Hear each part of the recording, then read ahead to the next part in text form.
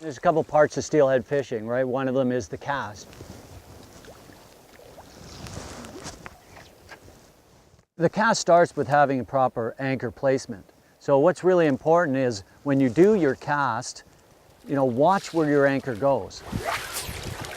Quite often we don't look at anchor placement, but that's the start of the cast. And without that, we can do a lot of other things right, but without the right anchor placement, the cast doesn't go out.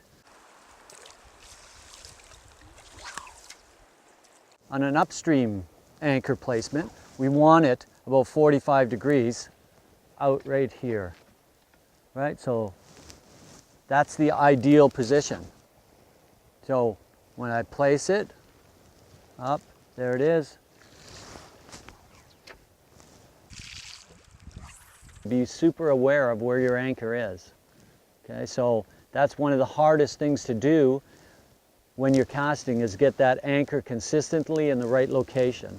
So a trick to do is to try to be visual. When you do your cast, watch where your anchor goes, right? Most people don't watch where their anchor goes, which then they don't know if they're getting it in the right place.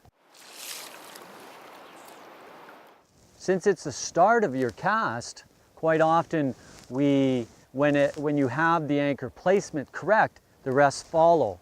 And quite often we don't look at anchor placement as being the issue through the cast. We look at other parts of it. In fact, it might have started with a poor anchor placement.